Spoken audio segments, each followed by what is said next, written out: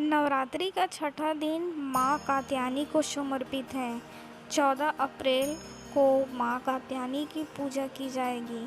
ऋषि कात्यायन की पुत्री के कारण होने के कारण इनका नाम कात्यायनी रखा गया। माँ कात्यायनी की पूजा से विवाह संबंधी समस्याएं दूर होती हैं। धार्मिक मान्यता है कि इनकी कृपा से योग्य वर और विवाह की सभी अड़चनें दूर होती हैं।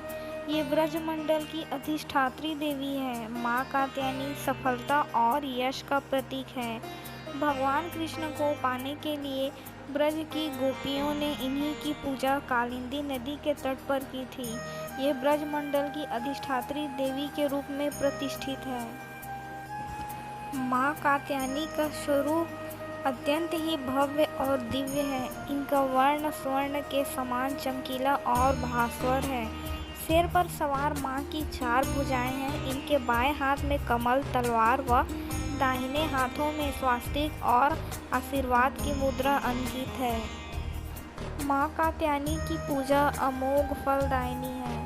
मान्यता है कि देवी कात्यायनी जिस पर प्रसन्न हो जाती है उसे अर्थ, धर्म, काम और मोक्ष की प्राप्ति होती है। देवी भागवत पुराण के अनुसार इस स्वरूप की पूजा करने से शरीर कांतिमान हो जाता है।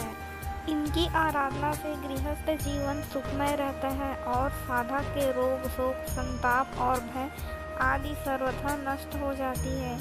विजय प्राप्त करने के लिए माँ कात्यायनी की पूजा की जाती है। यह स्वयं नकारात्मक शक्तियों का अंत करने वाली देवी है। विवाह जिनका नहीं होता है उनको माँ कात्यायनी की पूजा अर्चना करनी चाहिए। नवरात्रि के छठवें दिन सबसे पहले स्नान ध्यान करने के बाद शुभ रंग के वस्त्रों को पहनकर कलश की पूजा करें और इसके बाद माँ दुर्गा का स्वरूप माँ कात्यायनी की पूजा करें। पूजा प्रारंभ करने से पहले माँ को स्मरण करें। हाथ में फूल लेकर संकल्प जरूर लें। इसके बाद वह फूल माँ को अर्पित करें। फिर कुमकुम, अक्षत, फूल आदि 16 श्रृंगार माता को अर्पित करें। इसके बाद भोग अर्पित करें। फिर जल अर्पित करें। घी के दीपक जलाकर माँ की आरती करें। देवी की पूजा के साथ भगवान शिव की भी पूजा करनी चाहिए। माँ कात्यायनी को भोग में शहद बेहद ही प्रिय है, इसलिए पूजा के समय माँ कात्यायनी को शहद का भोग अवश्य लगाएं। ऐसा करने से स्वयं के व्यक्तित्व में निखार आता है। अब देखते हैं माँ कात्यायनी का प्रिय फूल और रंग।